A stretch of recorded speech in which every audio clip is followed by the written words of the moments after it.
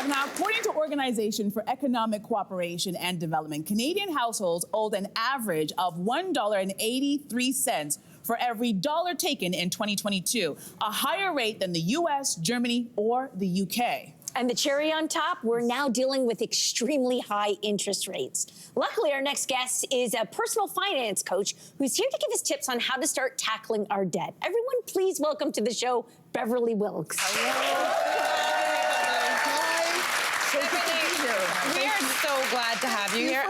This conversation is so important and so timely right now. People feel, I think, very overwhelmed by the idea of tackling debt. So let's start off first with the basics. Are there different types of debt? There certainly is. Okay. So thank you for having me.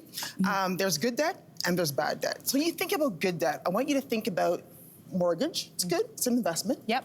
An investment in your education.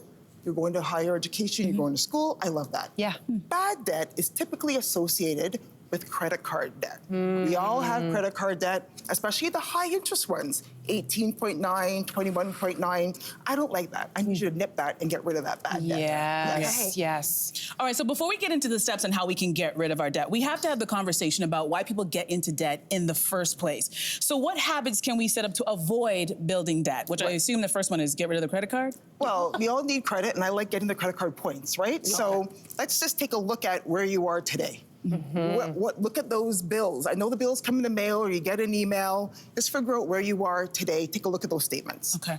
Then I want you to think about, why are you spending that money? Do you already have that red dress in your, in your closet? Do you need another one? Different. It's cute. You're super cute. I love it. Super cute. Exactly.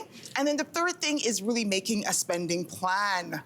I know you're thinking a spending plan, but how do you tackle that debt? Oh, wow. Okay, so let's dig into budgeting a bit more because most of the time we're reactive about our debts, but you say we should actually factor it into our budgeting for future spending. 100%. So does that kind of mean like just assume you're going to have it, so make sure the money's there? Exactly. So let's say you get paid today. Okay.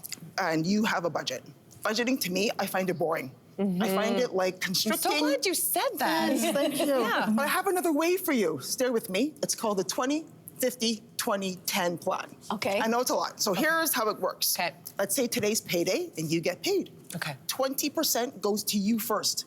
You're number one. You get paid first. Okay. I like that. Then 50% goes towards your essentials. Gotcha. Rent, mortgage, utilities, Groceries. your bills, groceries, and stuff like that. Okay. Then 20% you factor in your debt. Okay? And then at the end of that, to round out the 100%, 10% is for fun. Listen, it cannot always be about work, pay bills, work, pay bills. We gotta live.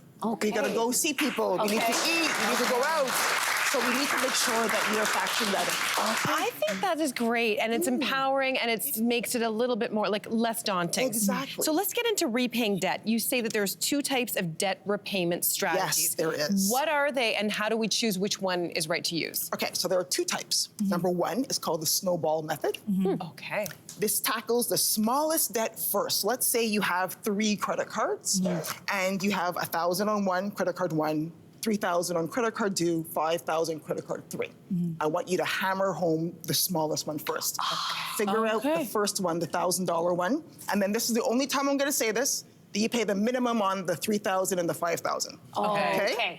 Then once the 1,000 one is paid, you take all that you were doing to pay that one off and you apply it to the second one and you snowball it to the largest one. Until you get rid of that debt. It becomes less daunting that way. Exactly. You build more confidence. You feel better about yourself because you nip that debt right off, and that's super important. Yeah, and I always think the opposite. I think to go for the big one first, but I like that. Start with the small one, get rid of that, and then build up. The other one is avalanche, right? Exactly. That's the other way. So this one, you focus on the credit card with the highest interest rate first. Okay, tackle that one, and then go down the hill. Go down the hill. Yes. Go down the avalanche. All right, so I'm thinking about, I had a lot of friends who had businesses before the pandemic who had saved up their money, they had great credit, they were really smart, and we all know how that a pandemic affected a lot of entrepreneurs and a lot of people. And now they are left with a mountain of debt. And they still have their day-to-day bills, their mortgage, their rent, their daycare, car insurance, all of it. But they also need to pay down that debt. How do you even try to tackle that debt when it is so high, when you're in tens of thousands of dollars in debt? Exactly. So let's say it's my friend Mary has $20,000 on her credit card. It's 21%. Whoa. It's high. So every month she's really struggling to pay that off. So What I want you to do is, remember, I'm not a financial analyst or a planner. I'm a financial literacy coach. What I want you to do is, I want you to go to your bank. I want you to talk to them or your financial planner. And I want you to ask them for a transfer credit card. So this is a new card you're gonna get that has 0% interest. You're gonna transfer that $20,000 off the 21% to a 0% interest. Here's the catch.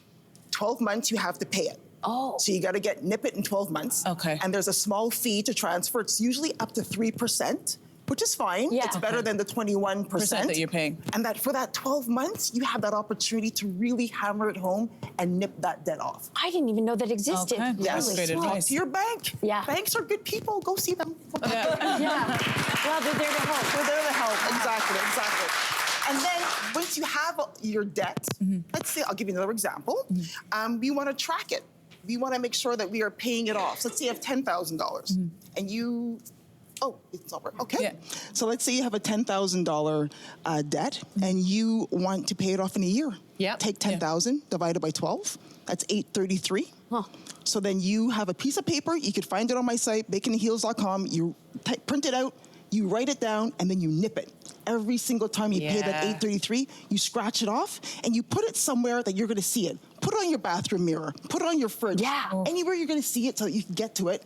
And then you see how much progress you're making. Super important. Yeah. Quickly, can you tell us the 2 things you should definitely not do when it comes to tackling debt? Certainly. I think you need to avoid, and this is my opinion, payday loans. You see those things in the mall or online. They're very, very, very expensive. Typically, it takes you 1 week or 2 weeks to pay it back. It's usually small, like $1,500 to $2,000 is what they want to give you. If you don't pay it back, the interest rates are crazy, like up to 400%. So I need you to really be careful.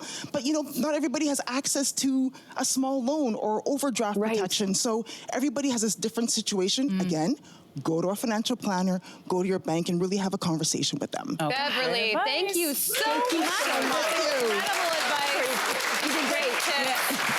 So much food for thought. Hey there, what did you think? Drop your comments below and join the conversation. And don't forget to like and subscribe so you can find more on everything from food and fashion to pop culture and current events. See you soon.